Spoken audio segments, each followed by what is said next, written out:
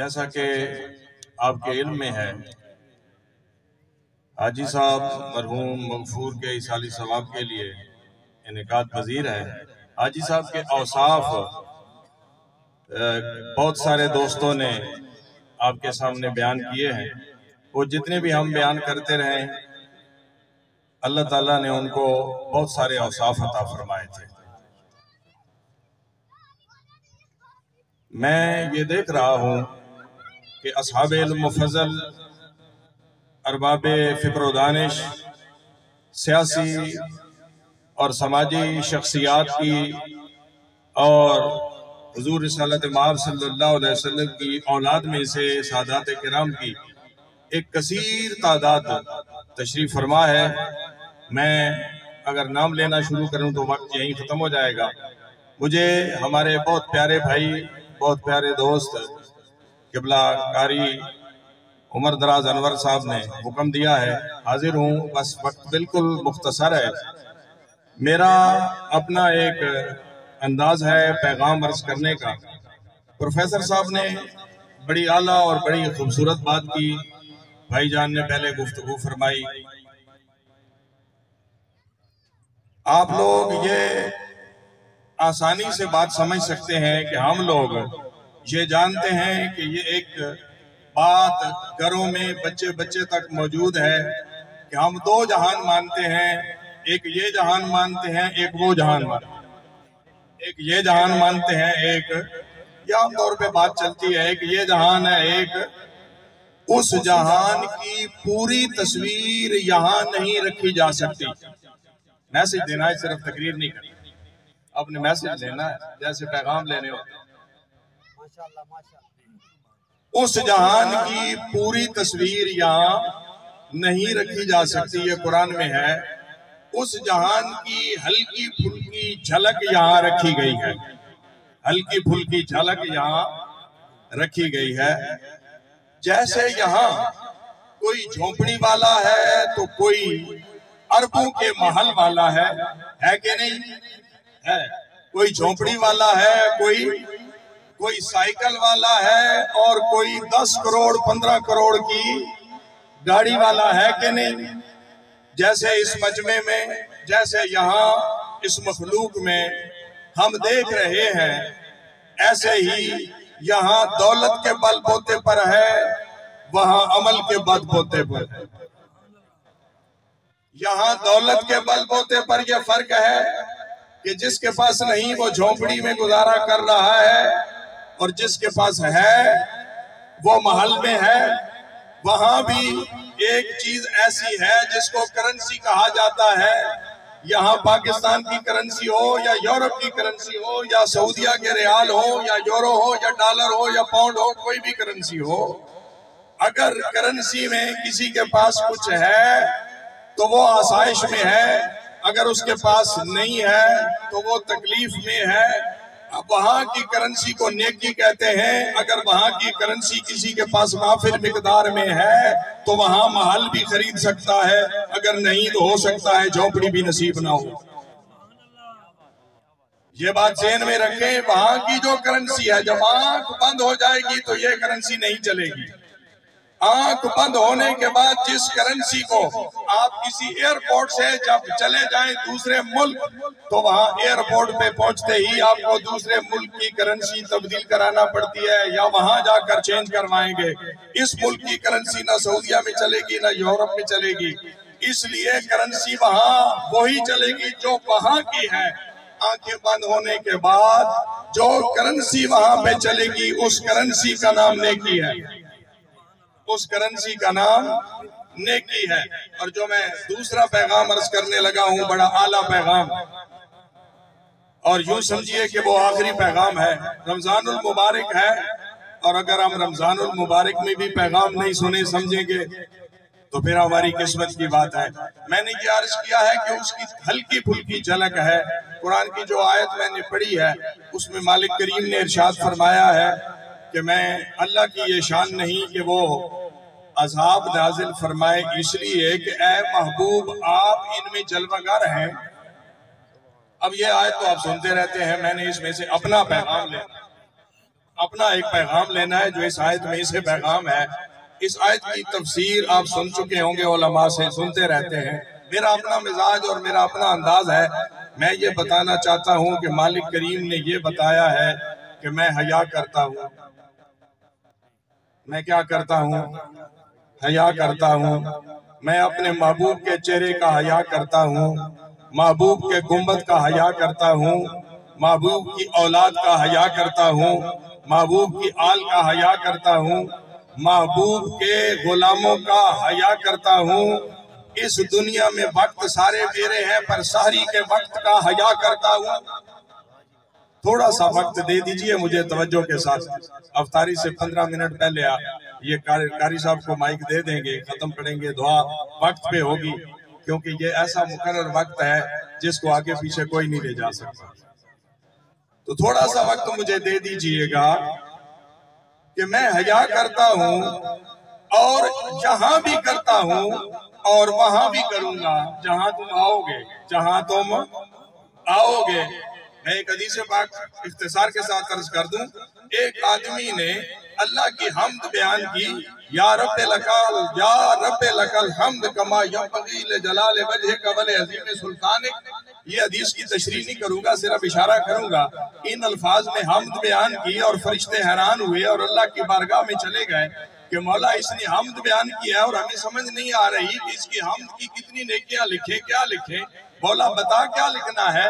تو اللہ کریم نے ارشاد فرمایا جیسا میرے بندے نے کہا ہے ویسا لکھ دو، ویسا ہی لکھ دو. یا اللہ ویسا لکھ دیتے ہیں. پھر کیا ہوگا؟ فرمایا جب یہ مجھے ملے گا تو میں اس کے ساتھ معاملہ خود ہی کر لوں گا. میں نے جو جملہ دینا تھا وہ یہ تھا، جب یہ مجھے ملے گا، جب اس کی میرے ساتھ ملاقات ہوگی تو یہ تحریر اس کی میرے پاس ہوگی، تحریر کے مطابق اس کے ساتھ معاملہ میں خود کر دوں گا. یہاں بھی حیا ہوگا، وہاں بھی حیا ہوگا. اب یہاں دنیا میں ساری دنیا، مولوی سے لے کر خطیب سے لے کر علماء سے لے کر مشائخ سے لے کر بڑے بڑے اکابرین سے لے کر عام آدمی تک، ہر آدمی یہ کہہ رہا ہے مولا مجھے بھی بخش، میرے ماں باپ کو بھی بخش، حاجی صاحب کو بھی بخش، سب کو بخش. توجہ سے ایک جملہ صرف کانوں تک نہیں رکھنا، لے لیجئے گا، باقی توفیق وما توفیقی الا باللہ ہوتی ہے. یہ سمجھیے ہر آدمی یہ کہہ رہا ہے. کبھی اس نے یہ سوچا ہے کہ میں مالک سے ہر وقت معافی اور بخشش اور عفو اور درگزر کا سوال کر رہا ہوں. کبھی میں نے بھی کسی کو معاف کیا ہے؟ کبھی میں نے بھی کسی کو معاف کیا ہے؟ یہ یاد رکھیں میں اپنے موضوع پہ ہی رہ رہا ہوں جہاں سے میں نے بات شروع کی ہے. میرے بھائی حضرت سفیان ثوری کے بارے میں آتا ہے کہ وہ اللہ کی بارگاہ سے دعا کر رہے تھے کہ یا اللہ مجھ سے راضی ہو جا. تو ساتھ بصریہ بیٹھی تھی، انہوں نے کہا کہ تو کیا کہہ رہا ہے کہ اللہ سے راضی ہونے کا سوال کر رہا ہے. پہلے یہ سوچ کہ تو اللہ سے راضی ہے، تو اللہ سے راضی ہے. اگر تو اللہ سے راضی ہے تو پھر تو بات سچی لگتی ہے، پھر تو مجھ سے راضی ہونے کا تقاضا کر سکتے ہو. ہم نے زندگی میں نہ کسی کو کبھی معاف کیا، نہ کرنے کا ارادہ ہو تو مالک سے ہر وقت معافی کا سوال کرنے کا تقاضا. یہ بات ذرا سمجھنے کی ہے. ہم نے کبھی کسی پر رحم نہ کیا ہو تو مالک سے ہر وقت رحم کے تقاضے کر رہے ہیں. اگر حضور اپنی ساری امت کے لیے اور کبائر کے مرتکب لوگوں کے لیے اگر قیامت کے دن شفاعت کریں گے تو یہ ضرور ہے کہ عرض کر سکتے ہیں مولا میں نے تو طائف میں دشمنوں کو بھی معاف کیا ہے، تم اپنوں کو تو معاف کر دو نا. اب جملہ سمجھ آیا کہ اب بھی میرا موضوع نہیں اترا آپ کے دماغ میں. حضور اگر مالک، یہ پنجابی میں ایک دائیا کہتے ہیں، ہمیں کہتے ہیں نا پنجابی میں بھئی سن بڑا دائیا ہے جی، ملک صاحب سے دائیا ہے، قبلہ شاہ صاحب سے اسا بھائی دائیا نال گل کی تھی، ہمیں قرآنی نہیں کر گئے نا کہ کہتے ہیں دائیا نال کی تھی. یہ مصطفیٰ کریم نہ رب کریم کی بارگاہ میں وہ جو دائیا ہے وہ کیوں ہے؟ اس لیے کہ محبوب میں نے تو سارے اپنے دشمنوں کو بھی معاف کر دیا تھا. اب یہاں میں تو التجا کر رہا ہوں کہ تم دوستوں اور اپنوں اور کلمہ پڑھنے والوں کو تو معاف کر دینا. یہ وہی کہہ سکتا ہے جس نے دشمنوں کو معاف کیا ہو۔ ہم نے اگر ساری زندگی نہ رحم کیا ہو، نہ آپ کو درگزر سے کام لیا ہو، نہ ہمارے دل میں کوئی رحم و کرم کا کوئی مادہ پیدا ہوا ہے، نہ ہم اسی بات پہ راضی ہوئے ہوں، تو پھر ہم سوال کرنے میں خوبصورت لگتے ہیں؟ نہیں۔ مالک حیا کرتا ہے، میرا یہی موضوع تھا۔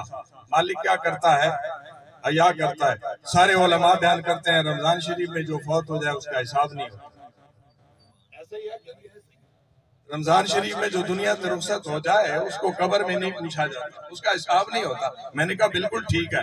میں نے کہا کیوں نہیں ہوتا؟ فرمایا رمضان المبارک کی گھڑیوں کا حیا ہے، رمضان المبارک کی گھڑیوں کا حیا ہے۔ میں نے کہا یہاں پڑھیں اور مکہ میں؟ فرمایا لاکھ کا ثواب دیتا ہوں۔ کیوں؟ فرمایا زمین کا حیا ہے۔ مدینہ شریف میں جاؤں ہزاروں کا ثواب دیتا ہوں۔ فرمایا کیوں؟ فرمایا وہ زمین کا حیا ہے، اس زمین کا حیا ہے۔ 12 دن کے 12 1 بجے بھی وہی رب، وہی بندہ، وہی زمین۔ فرمایا وہ وقت، وہ سحری کا وقت ہے، وہ سحری کے وقت کا حیا ہے، سحری کے وقت کا حیا ہے۔ بس یہ میں نے لمبی چھیڑ دی تو لمبی ہو جائے گی۔ اب مالک بے نیاز ہو کے کہتا ہے رمضان کا بھی حیا ہے، مکہ کا بھی حیا ہے، مدینہ شریف کا بھی حیا ہے، سحری کا بھی حیا ہے، اور سفید ریش بزرگ کا بھی حیا ہے، مولا علی کا بھی حیا ہے، اور شہزادی کونین کا بھی حیا ہے، اور شہزادوں کا بھی حیا ہے، اور آل کا بھی حیا ہے، اولاد کا بھی حیا ہے۔ اگر وہ بے نیاز ہو کے سب کے حیا کو ملحوظ رکھتا ہے تو نیاز مند ہو کے بے حیا ہو جائے، پھر اس سے بڑی اور کیا بات؟ بس یہی پیغام تھا جو میں نے عرض کر دیا۔ اس میں سارا عمل بھی، سارا عقیدہ بھی میں نے نچوڑ کے آپ کے سامنے رکھ دیا ہے، نچوڑ کر سارا عمل اور سارا عقیدہ میں نے نچوڑ کے رکھا آپ کے سامنے۔ اگر آپ سحری کے وقت دروازہ بند کر کے مالک کی بارگاہ میں اگر التجا کرتے ہیں تو وہ اور ہے، وہ اور ہے۔ اس لیے بس وقت 3-4 منٹ، میں جو انہوں نے حکم دیا اسے 5 منٹ پہلے چھوڑ دوں گا، لیکن یہ میرا میسج لے کر آپ نے ضرور جاننا ہے کہ بے نیاز کو حیاؤں کی ضرورت تو نہیں، وہ تو بے نیاز ہے، کسی کا کرے یا نہ کرے، بے نیاز ہو کے محبوب کا بھی حیا کرے، محبوب کی اولاد کا بھی حیا کرے، محبوب کے غلاموں کا بھی حیا کرے، وقت کا بھی حیا کرے، جگہ کا بھی حیا کرے، اور آج کا نوجوان نہ باپ کا حیا کرے نہ ماں کا حیا کرے۔ اور اگر آپ ناراض نہ ہو تو عرض کر دوں بس اختتامی کہ سب کچھ آپ کرتے رہیں، لیکن جبین مالک کے لیے بچائیں۔ جبین کس کے لیے بچائیں؟ مالک کے لیے جبین بچائیں، یہ اسی کے سامنے ٹکائیں، اسی کے سامنے ٹکائیں، اور کسی کے سامنے ٹکانے کی اجازت نہیں۔ آخری لفظ ہے یہی، جبین مالک کے سامنے ٹکائیں، اور اگر ماں باپ کو خوش کرنا اور راضی کرنا ہے تو ان کی حیاتی میں راضی کریں، ان کی حیاتی میں۔ مجھے محسوس ہوتا ہے، مجھے علم ہوا ہے اس بات کا کہ حاجی صاحب کے بیٹوں نے واقعی حاجی صاحب کو خوش بھیجا ہے، یہاں سے خوش بھیجا ہے۔ اگر ایسے ہی خوش بھیجیں تو خوش رہیں گے، خوش بھیجیں تو خوش رہیں گے۔ اگر ہم حیا کریں گے تو قیامت والا دن تو دور ہے، فرشتے جب اسرائیل علیہ السلام کی جماعت آئے گی تو یہ کہے گی کہ حیا والا بندہ ہے، حیا کرنا ہے، حیا کرنے والا بندہ ہے، حیا کرنا ہے۔ اس لیے ہم حیا کرنا سیکھیں، ہر محبوب کی ادا کا حیا کرنا سیکھیں، اور ہر محبوب کی سنت کا حیا کرنا سیکھیں، اور ہر حضور کی نسبت کا حیا کرنا سیکھیں۔ اگر ہم حیا سیکھ گئے تو انشاءاللہ ہمارا بیڑا پار ہوگا۔ اللہ تعالیٰ حاجی صاحب کے درجات بلند فرمائے، کامل بخشش فرمائے، اور جو کچھ عرض کیا اس پر سب سے پہلے مجھے اور پھر سب کو مشائخ اور علماء کی کثیر تعداد کی برکت کی وجہ سے عمل کی توفیق عطا فرمائے۔ وما علیہ شکر